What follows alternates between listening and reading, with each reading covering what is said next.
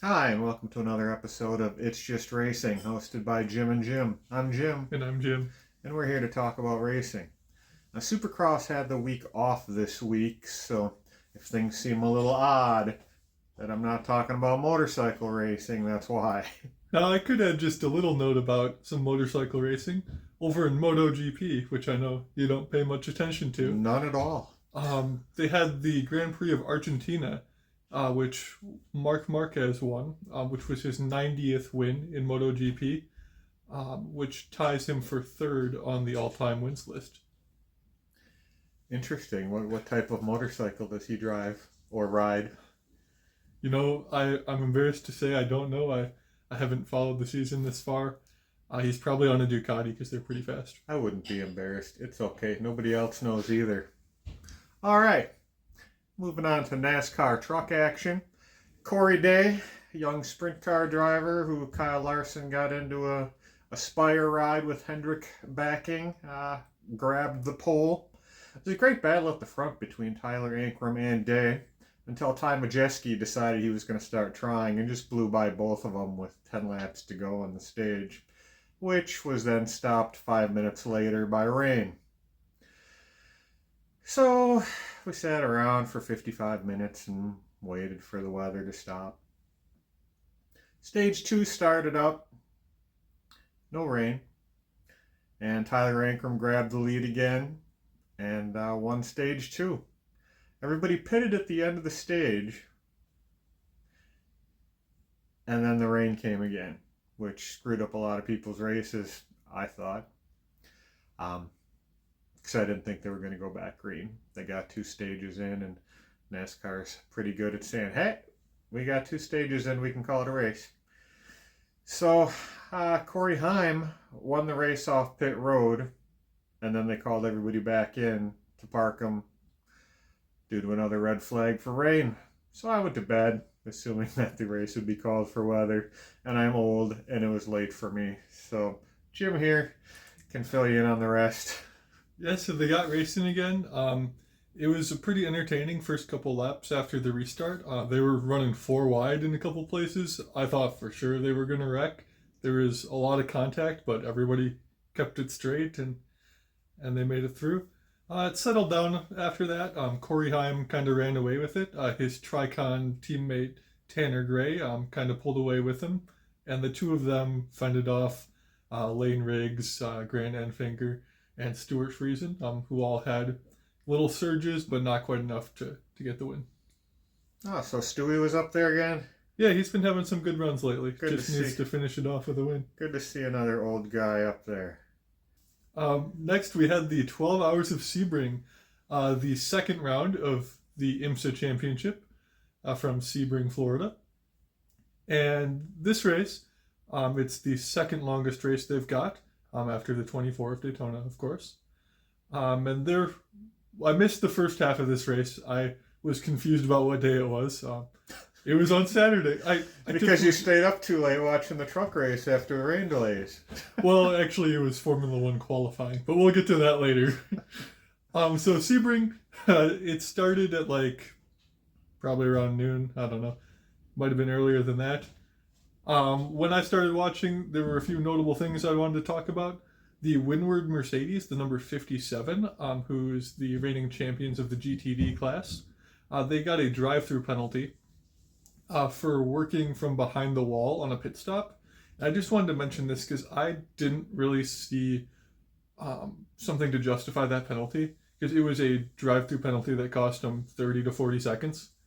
And what happened, they showed us the replay of the whole pit stop, and it was a guy from behind the wall reached over to pick up, it looked like he picked up the lug nut that had come off the tire, just so that the tire changer wouldn't step on it. And so, I mean, I guess if that's in the rules that you can't do anything from behind the wall, I mean, I guess that would mean a penalty, but I just don't see a 30-second penalty from that. As my dad would say, that's a ticky-tack rule. But anyways, they had a fast car. They got good drivers. They were trying to work back from that, and they did so pretty successfully. Next, I want to talk about Alessandro Pierguidi. He was driving a Ferrari. He's a very good driver. He's won Le Mans a couple times. He's been a Ferrari factory driver for like 6 or 7 years. No, wait a second. Wait a second. Why do I know that name? Well, he's currently a hypercar driver for Ferrari. He won Le Mans overall 2 years ago. He's really been up there. He wins a lot of races. Okay. He was running in the GTD amateur class. Wait, didn't you just say that he's won a bunch of races, including the 24 Hour of Le Mans last year? I did. Now, I am not the most familiar with IMSA's, driver license system, but I don't see how there's any way that Pierguidi could be considered an amateur. Okay. Well, that sounds like a topic. Wait, we've already discussed that at the beginning of the year because it's ridiculous that these guys are called amateurs and he has multiple championships under his belt. But I'm sorry I distracted you. Carry on. Well, he did not win this race. His Ferrari was having some brake problems. There were 2 different times where the brakes, it looked like he had no brakes going into a corner way faster than he should have. There was one later on where Ferrari was bouncing over the grass. He was carrying probably 30 to 40 miles an hour too much through a quick turn and barely kept it off the wall, took all of his skill.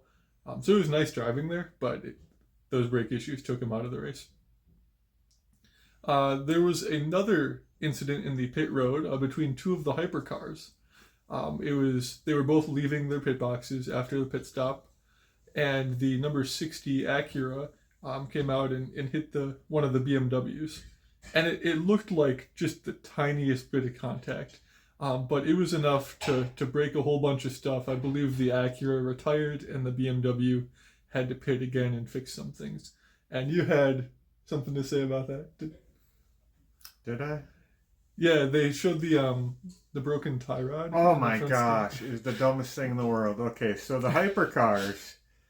Now this is the top tier, right? Yes. This would be like the NASCAR Cup guys, the utmost highest tier of racing in this type of sports car racing.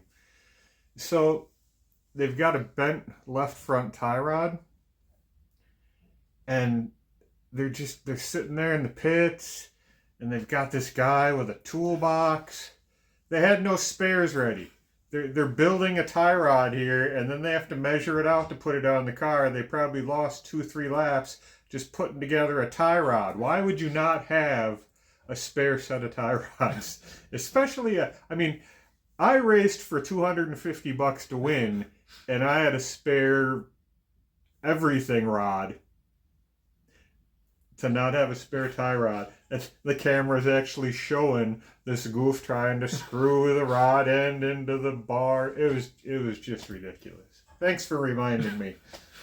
So if anyone over at Acura is looking for, a head mechanic, someone to tell them, things they should have ready, that could be sending your application. I would happily be employed by them to tell them that you should have spare parts ready. It does seem like a bit of an oversight on their part. Moving on, there were a few incidents. The race was mostly clean. There were 3, I believe, separate incidents where a car went a little bit offline and got in the marbles and just wasn't able to turn and went right into the wall.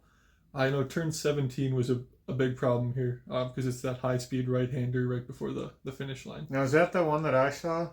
Yeah, with that LMP2. Where it looked like the guy was going, it was a high-speed turn, he was going to pass on the outside and just got into the crap. It looked like a back alley in downtown Milwaukee. There was so much crap all over the place. That was ridiculous. I don't understand how they let the track get that dirty. If you want a parade, have a parade. If you want a race, then you need to clean the track off once in a while. Now, I know, the track evolution and having to deal with difficult conditions is part of endurance racing, but after, the second caution, probably, in the same spot, while they're recovering the car, just have, 2 guys with brooms out there and sweep some of that away. It would have really helped with the racing, and these are expensive cars. You don't want to tear that stuff up. So 3 cars crashed in the same corner and they never cleaned it up. That's impressive. Yeah, I think there were 2 GTs in the same crash, and then 2 single LMP2s in separate crashes. Well, if IMSA wants someone to tell them when to clean the track off, just send Jim a message and he'll take care of you. I mean, it did look like a couple of those guys could have just bent over and picked up a couple pieces, because they were pretty big. I mean, I'd say at least golf ball size. That's nuts. But with those cautions, it did set up an exciting finish. They went green with about 30 minutes to go for the last time. There was a good battle in the GTDs. The Lexus, driven by Jack Hawksworth, that's the Vassar Sullivan car, and the Mercedes, driven by Philip Ellis, which is the Windward car, which was recovering from that penalty. They were going back and forth for the win. It was pretty good from both of them. There was some contact. I thought it was pretty clean. I didn't have a problem with just a little bit of contact. And the Mercedes was able to take the win. The leading LMP2, however, with about 10 minutes to go, was not quite as clean. Got into a corner a little too hot. Probably saw that second and third were real close behind and just punted a Corvette just through the corner. And so that wasn't good to see, especially for that Corvette. I mean, there's nothing you can do as the slower class. Weren't there issues with the Corvettes at the 24 hours too? There were, but those were, in class racing against BMWs. This was just the P2 driver. He made a mistake in judgment, and he unfortunately took out the Corvette, and so he got a drive-through penalty for that. So that took him out of the lead. And so your winners overall. You had another Porsche 1-2. They finished 1-2 at Daytona. Another 1-2 here. Is that the Penske team? It is. Wow, so they must have a really good crew and stuff too, right? They've got to have the best. Gosh, maybe we'll talk about that later. That's called foreshadowing, folks. In the LMP2 class, it was the number 43, the Inter-Europol car, who got the win. That was their first win in IMSA after coming across from the World Endurance Championship last year. Well, congratulations to them. It's always good to get your first race win in something. It is. And an old favorite for us, Rexy won the GT Pro class. He has braces now, you said. Yeah, it's got braces. I'm not sure, just a design choice, or maybe it's the third year of Rexy, so he's like a teenager or something. I don't know. Yeah, I don't know how dinosaurs age. And then lastly, the Windward Mercedes got the win in the GTD amateur class. Oh, was that the one that had the penalty? It was. So they overcame that ticky-tack foul. Yeah, I'm glad to see that they were able to do that. It was a well-deserved win. Good. Moving on to the Xfinity race. Sammy Smith sat on the pole. Didn't race very long. William Sawalich got arrow loose in the pack and overcorrected, put himself into the wall. It's been a rough start to the year for him. He was my pick for Rookie of the Year just because I wanted to be different and not pick Connor Zilic. And I guess I shouldn't have not wanted to be different because poor Willie, he's not having a good year so far. So he was out on lap 1. Justin Allgaier pretty much dominated that stage. He won it by 8 seconds. One note, Josh Williams, who's been sick the last few weeks, has been complaining that he can't really breathe when he's strapped into the car. Was having issues last week, and he held on for the first stage, and he just couldn't go anymore, so they pulled him out of the car. Got Ty Dillon ready. They're about the same size. Well, sorry, Ty, that was kind of insulting. But anyway, Ty Dillon fits in his seat, and he finished out the race. Was never in contention to win. It took him about 4 laps to get everything changed over. But anyway, stage 2, very uneventful, which we like to see. At least I do. I don't like seeing crashes even at the higher levels because it's still money. Eric Almirola led the entire stage. Allgaier caught up to him at the end. Made it a little fun, but Almirola did hang on. And in the third stage, Connor Zilich, your rookie. He took the lead with about 100 laps to go. Allgaier passed him back about 18, 20 laps later. And Zilich pulled another rookie mistake. I believe this is the second week in a row that he got caught speeding on pit road during the green flag stops. Something he's got to work on because he can drive fast. Apparently he's got issues driving slow. But that cleared the field pretty much for Allgaier and Almirola. Allgaier won, Almirola second. I don't even remember who was third because they were over 10 seconds behind, so it was irrelevant.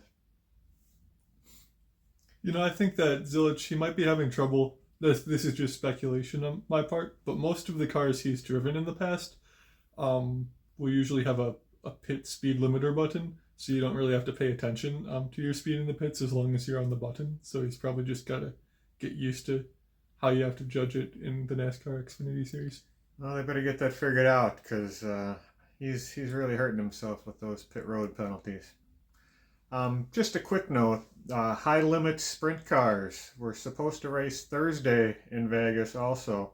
Kyle Larson, Ty Gibbs, and Corey Day. Corey Day, who you'll remember was on the pole for the truck race. So Thursday, high limits got canceled because of high winds. Friday, they got canceled because of rain, which delayed the truck race, and they share the same safety equipment and ambulances, so they had to call that race because the truck race went so long. But they did finally get the race Sunday night, and Corey Day won it. Kyle Larson finished second, and Ty Gibbs in his sprint car debut flipped it like 6 times down the backstretch. He's not having a good year. NASCAR season's gone too. Yeah, he is having a rough year this year. I don't think he could win a game of solitaire if he was playing it on the computer. I don't know, man. He's having a rough year. I was never a big Ty fan, but I hate to see somebody struggle so bad. Moving on to Formula One. We finally had the first race of the season. Look at this, he's jumping up and down. He's so excited. Formula One is here. Hey, it was exciting. You had to be jumping up and down to stay awake. I mean, it was pretty late here. It was late for me. So Formula One in Australia from the Melbourne street circuit. It started out with a dry qualifying, but the race was wet. Qualifying, the McLarens really showed their pace. They were 0.3 clear of Max, who's usually about 0.3 clear of the field. So McLaren looks to have the strongest car by quite some margin, early on at least. Let's see if that changes with the tightening up of the rear wing rule that's going into effect for China this week. I think they'll be all right. Me too, but I had to pretend there was some drama. Notably, rookie Ollie Behrman, he did not have a good start to the week. He crashed in practice. I think it was FP2, and he was not able to participate in the third practice. And then when he went out for qualifying, he couldn't shift past 4th gear. So that ended his qualifying run before it started, and he started from the pit lane. That's not a good way to start your career. No, I mean... That was kind of the theme of the week, though. Not a good way to start your career, right? It was a pretty tough race for most of the rookies. On race day, there was, I think, a 90% chance of rain all day, and it was wet at the start. For all 19 drivers who started, Isaac Hadjar, unfortunately, got caught out by some of the tricky conditions, and while warming up his tires, he spun into the barriers on the formation lap. So, rookie wrecked before the race even started. So that's not a good way to start your career. Not a good way to start your career. Hey, lucky for him, they're racing again this week, so maybe people will have a short memory if Hope so. It's impressive. Then you get to the first lap of the race, and there was a safety car right away. Jack Doohan crashed on the opening lap. Another rookie. A rookie who's already been told, we've hired your replacement, and if you screw up, you're out of here. So as if he didn't have enough pressure on him, he goes and bins it right away on the first lap. You could see from the onboard camera, he was on one of those painted lines, and he was accelerating, and when he shifted gears, It's like the torque just caught him by surprise and just spun him right into the wall. Now, I read that all those lines were freshly painted last week because they were the wrong color for Formula One. Apparently the lines are green and yellow, and that's what delineates what's a traffic lane and what's a bicycle lane in Australia. And Formula One made them paint over everything with fresh new white paint. So I'm sure that added to the slippery conditions. Well, that could have been a factor because as soon as the safety car came out, we had another incident under the caution. And Carlos Sainz, a veteran driver, he's been around for years, he got on one of those lines and spun his Williams, and so he was also out of the race. So 3 cars out before the first lap. One lap was done. Yep. All right. After that, they got going again. The track started drying a little bit. You didn't have any further crashes for quite some time. The McLarens, Max had passed Oscar Piastri at the start, but as soon as it started drying, Oscar was able to repass him, and then both McLarens just started driving away from the field. I think they had more than a 10-second margin at one point. I think it was close to 12. It was they definitely had him covered. Max was just driving around all by himself in third. That is until Fernando Alonso had an incident, kind of all by himself, as the track was drying but still tricky. And this was right around when people were deciding what to do with pit stops. Some of them had gone on to slick tires, which is always a gamble when the track is drying, but you need to make it, and usually the team who makes the right decision first is the one who comes out on top. Once they got going again, there were like 3 or 4 laps until it started raining again, and then everyone's on slicks. Is this when you started yelling at the TV? It might have been. It's the pit stop strategy. Man, McLaren, they messed it up. I mean, everybody messed it up, but they messed it up the worst because they were first and second. I was telling them to pit for wet tires like 2 laps before they did. And while I might have called it a lap early, I also didn't have access to all the radar like they did, and they really should have called it right, because they didn't, and they pitted 1 lap too late. Both cars went off the track real close to the end of the lap. Sector 3 was where the rain hit first. Lando went off track. Oscar was right behind him and followed him. He went in deeper. Oscar slid across the grass. You can't brake when you're on wet grass, so he just kept sliding, and he slid across the track and got stuck for a while. He had to reverse.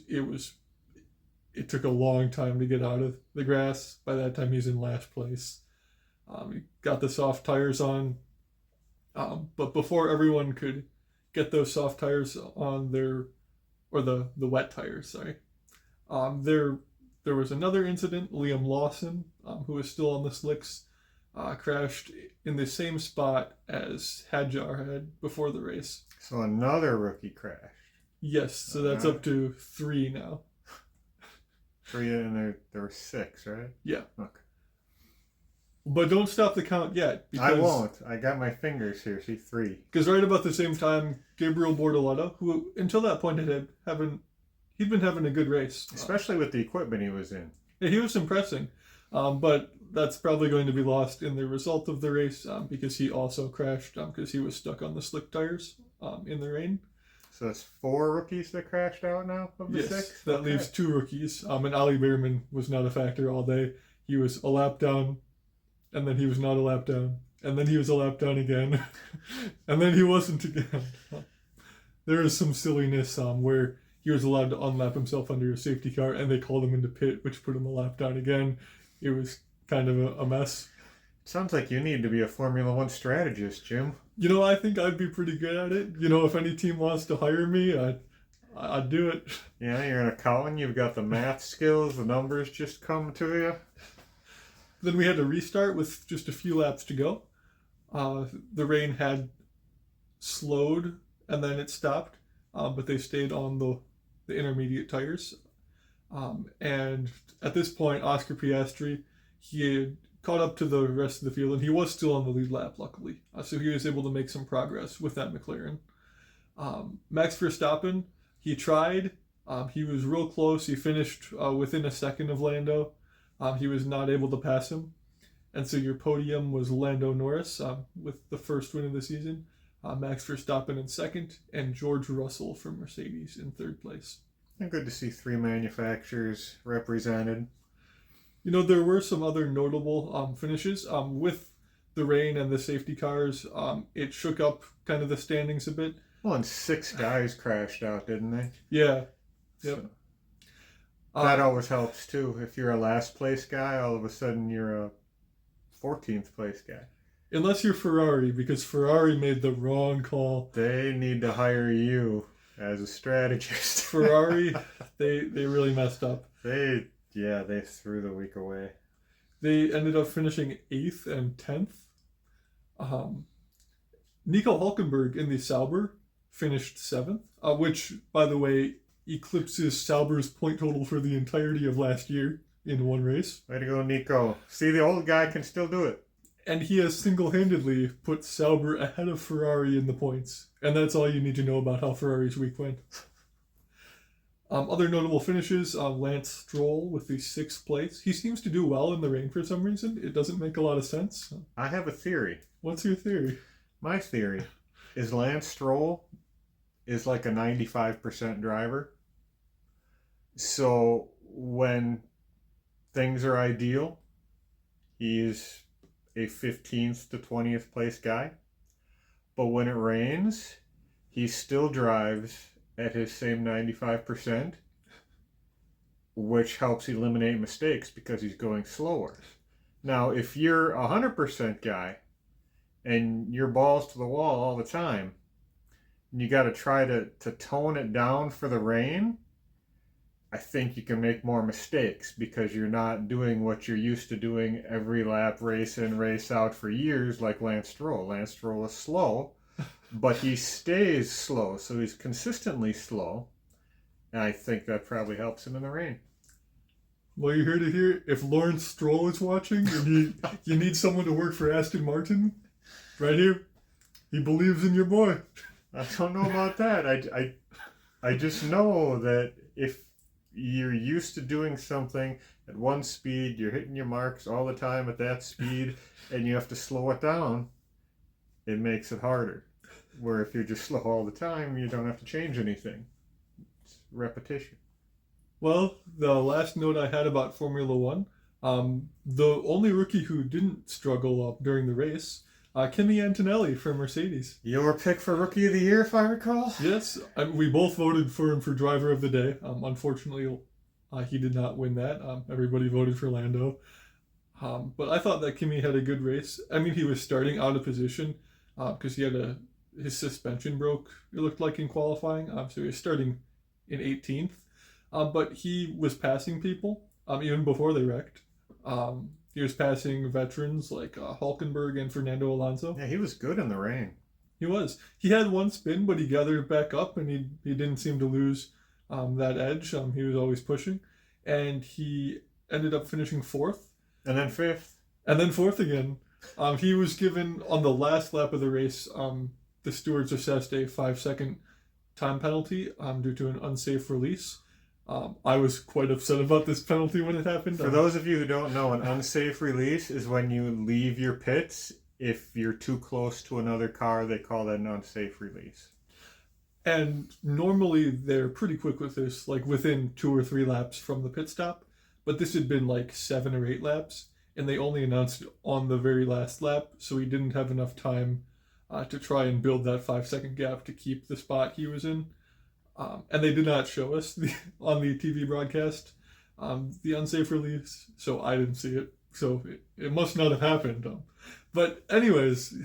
So they penalized him. And then they reversed the penalty and said, yeah, we were just kidding, and gave him 4th spot back. Yep. So that's unfortunate for Alex Albon, but I'm glad that Kimi got his spot back. All right. Moving on to the NASCAR Cup Series. Michael McDowell was on the pole. He's not on front row anymore, but he was on the front row. Ha! Get it? Anyway, Michael McDowell's driving for Spire Motorsports now. Joey Logano grabbed the lead quickly. Notable was Ryan Blaney. He had to start a backup car after blowing a tire, and he started in the rear, got up into the top 20, and then they couldn't get the wheel off on the left side. I don't know which one. I wasn't paying that close of attention, but he lost 2 laps because of a really bad pit stop, which is very odd coming from the Penske group, especially after they just won first and second place at the 12 Hours of Sebring the day before, but maybe all their pit crew guys were still down there, huh? Maybe it was the same pit crew and they were real tired. Perhaps they were tired, yeah. So then Chase Briscoe lost a wheel coming out of the pits, which caused another caution. He got a 2-lap penalty. Kyle Busch was having a good race again, and then he Kyle Bushed and was caught speeding. So he had a pit road penalty for speeding. There's a really good battle going on with Austin Cindric, Alex Bowman, Bubba Wallace, and Chase Elliott to start the second stage. Cindric pulled away. Bowman reeled him back in, but Cindric did end up holding on and winning that stage. Then Chase Elliott won the race off the pit road at the stage break, but got caught speeding on pit road, so he got sent to the end of the longest line. Shane Van Gisbergen, I swear the guy wrecked 3 times. At least twice he cut down a right front tire, so I don't know if they did something wrong with the setup or if he had got into the wall at some point early on, but at least twice he cut a right front tire and spun. So that was interesting. And we had more pit issues after that caution, or during that caution. Christopher Bell, they left his left side lug nuts loose. I can't talk. Left side lug nuts. So luckily they knew it, and he was pitted far enough back in the pit lane that they told him just to pull over in somebody's pits. So he got up to Chase Briscoe, his teammate's pit, and they tightened the lugs for him. Of course, NASCAR doesn't like that, but it's better than losing a wheel on track. So he just had to start at the end of the longest line instead of being held for a 2-lap penalty. So it's good to have teammates. Kyle Busch, the RCR guys, they screwed up. He didn't put his right rear lug nut on. Right rear wheel came off. Busch into the wall. That caused another caution, and Kyle Larson went on to win the second stage. Larson was winning the third stage. Fastest guy out there, man, Cody Ware. He was on the ragged edge, and he just spun it and caused a caution, which blew Kyle Larson's lead. Now, is it true that Cody Ware is still behind Jimmy Johnson in the NASCAR points, even though Jimmy Johnson has only raced once? Probably, yes. I would believe that. I don't know. I can't say anything. I don't know. If I were Rick Ware, I'd probably have somebody else in my car, but I'm not Rick Ware, and I don't have Rick Ware's checkbook, so I can't really say a whole lot. But anyway,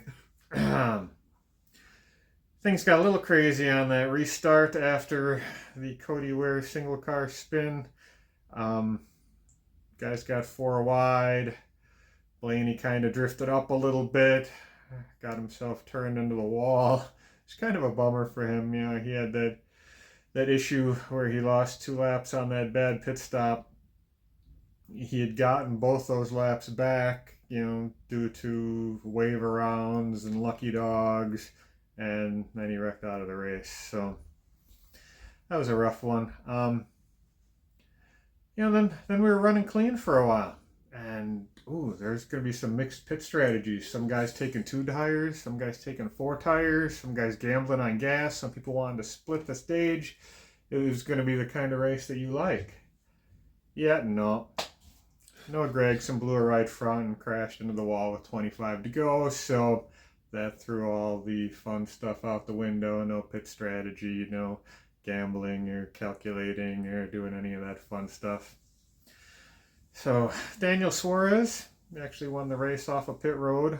Joey Logano, another Penske car, had a horrible stop.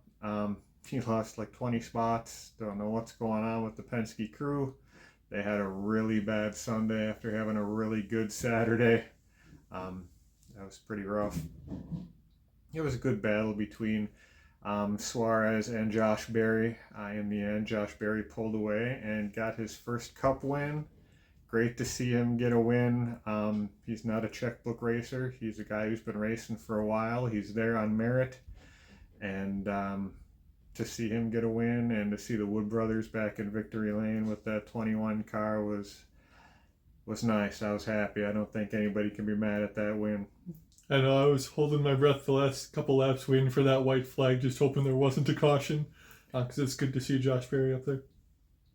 So he got his first win with brothers back in victory lane after a few years hiatus with the Harrison Burton driving. So, all right, that's that. Got a busy week next week, so you might have to listen to us for a little longer. Supercross is back after the week off. They're going to be in Birmingham, Alabama. All 3 NASCAR series, Truck, Xfinity, and the Cup, are going to be at Miami Homestead. IndyCar will be back after their 2-week hiatus. They're going to be at the private rich people racetrack called Thermal Club, and Formula One will be in China. Thanks for listening. We'll talk to you next week.